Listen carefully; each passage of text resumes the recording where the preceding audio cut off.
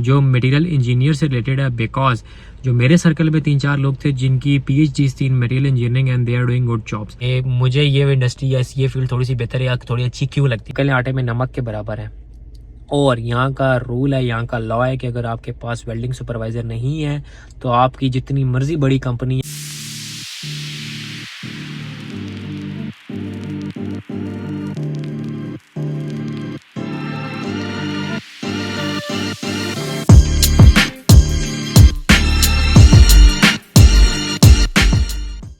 Hello welcome and अस्सलाम वालेकुम। उम्मीद है कि आप सब खैरियत से होंगे। आज की वीडियो अगले ऑक्यूपेशन के ऊपर आने लगी है।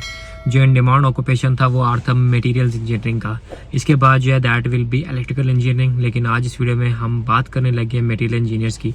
तो जो एंस्को कोड है उसका 233112 और इसकी जो असेसिंग बॉडी है दैट इज इंजीनियर्स ऑस्ट्रेलिया। बाकी जहाँ तक रही बात इसकी डिमांड की, so that lies in the medium to long term skill occupation list. मतलब इस ऑक्यूपेशन की जो डिमांड है ऑस्ट्रेलिया में इस टाइम मॉडरेट है and it will be in the long run. मतलब इनको इंजीनियर्स चाहिए होंगे।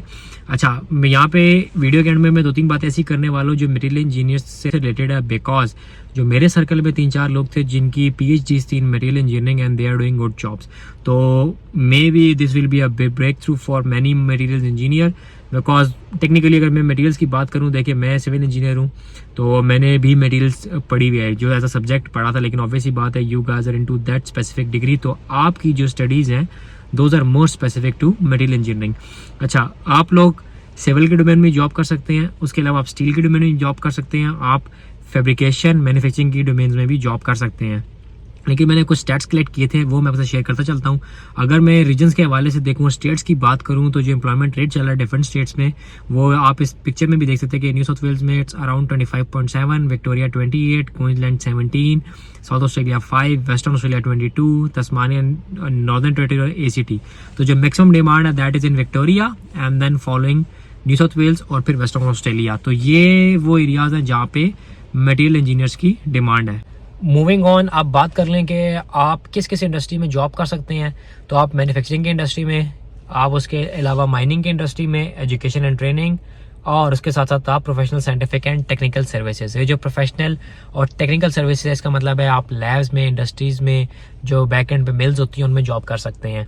एंड देन मूविंग ऑन, जो टास्क हैं, what are those task that you guys can be doing और that will be your JDs, वो उसमें आ जाती हैं कि आपने चेक करना है कि जो मटेरियल्स और इक्विपमेंट हैं वो स्पेसिफिकेशंस के अकॉर्डिंगली हैं। उसके साथ साथ monitoring and operation and maintenance of the equipment to achieve maximum efficiency, reviewing plans for new products and submitting material selections, planning and implementing laboratory operations to develop new materials. इसके साथ साथ जो material की testing होती है उसकी strengthening होती है। फॉर एग्जांपल अगर आप किसी सिविल की इंडस्ट्री में जॉब करें जहाँ पे आपका स्टील यूज़ हो रहा है तो आप चेक करेंगे प्रॉपर्टीज ऑफ स्टील हैं that are compliant to the Australian standards. So ये कुछ JDs थी जो मैंने शॉर्टलिस्ट की थी।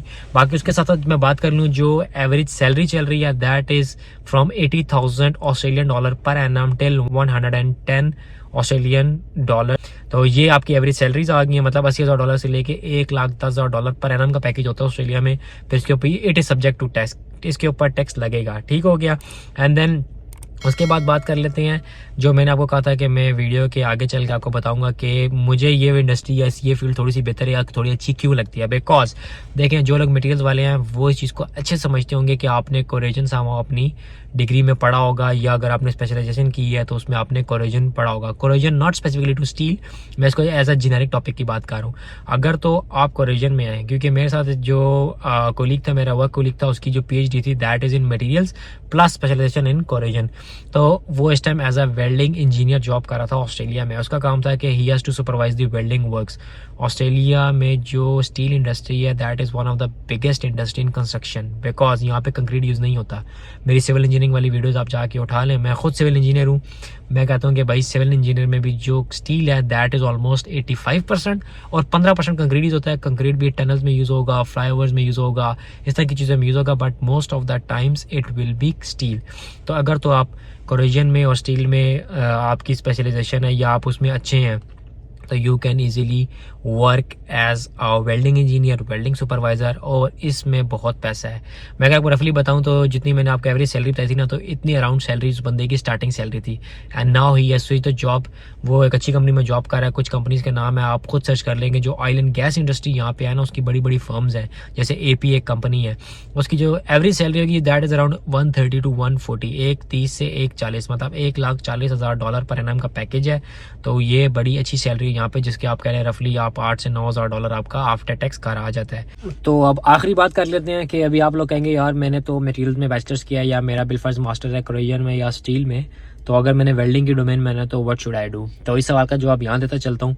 अगर आपने वेल्डिंग में है तो ऑस्ट्रेलिया में कुछ सर्टिफिकेट होते हैं, इसको ये सर्टिफिकेट 4 कहते हैं, सर्टिफिकेट 10 है, डिफरेंट वेल्डिंग से रिलेटेड सर्टिफिकेट्स हैं, जिसमें आप एज अ वेल्डिंग सुपरवाइज़र या वेल्डिंग इंजीनियर जॉब कर सकते हैं।